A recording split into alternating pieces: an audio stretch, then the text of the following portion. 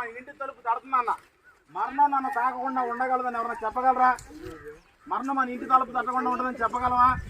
మనం బ్రతుకున్నామే కానీ ఏదో రోజు కాలం ముందుకెళ్తుంది కానీ వెనక్కి వెళ్ళదు. ఒకనొక రోజు మనం అందరం కళ్ళు మూయాల్సిందే. కళ్ళు మూసిన తర్వాత మనం ఎక్కడికి వెళ్తున్నాం అనేది చాలా ముఖ్యం. ఎందుకంటే ఈ భూమి మీద మనం బ్రతికితే 30 సంవత్సరాలు బ్రతుకుతాం, 50 సంవత్సరాలు బ్రతుకుతాం, మహా అయితే 100 సంవత్సరాలు బ్రతుకుతాం. కానీ ఈ నరుని ఆయువు గడ్డి భూమిలో ఉందంట. ఏదో రోజు మనం రాలిపోతాం. రాలిపోయిన తర్వాత దేవుని రాజ్యాన్ని నువ్వు వెళ్తున్నావా లేదా నీ పాపాన్ని బట్టి నరకానికి వెళ్తున్నావా?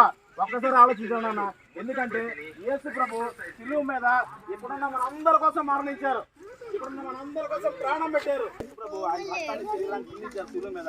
ఎవరైతే తీసుకుంటారో 300 సంవత్సరాలు కాదు, 3 కోట్లు కాదన్న, ఈ భూమి ఆకాశం ఉన్నంత వరకు ఆ తర్వాత కూడా బ్రతుకుతూనే ఉంటారు. ఎందుకంటే యేసు ప్రభు శిలువ మీద మరణించి 3వ దినాన తిరిగి లేచారు. ఆయన మరణాన్ని గెలిచారు. మరణాన్ని జయించిన దేవుడు ఆయన. ఎవరైతే ఆయన విశ్వాసం ఇస్తారో వాళ్ళకు కూడా ఆయనతో పాటు నిరంతరం జీవిస్తారు. నిరంతరం ఈ భూమి మీద రాజ్యం ఏళ్తారు. ఇది నేను చెప్పిన మాట కాదు, ఈ భూమి ఆకాశాన్ని సృష్టించిన సృష్టికర్త చెప్పిన మాట.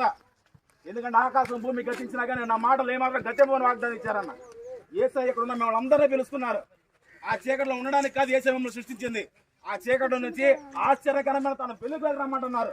ఒకళ్ళు ఏ పాపంలో ఇరుక్కున్నా సరే దేవుడు చెప్తున్నారు, నా యొద్దకు వచ్చి మన నెత్త మాత్రం తోసివేసే దేవుడిని కాదు. నీ పాపములు క్షమింపబడి ఉన్నవి, నా యొద్దకు మళ్ళుకొనుము, నేను విమోచించి నన్ను వాగ్దానం ఇచ్చారు ఆయన.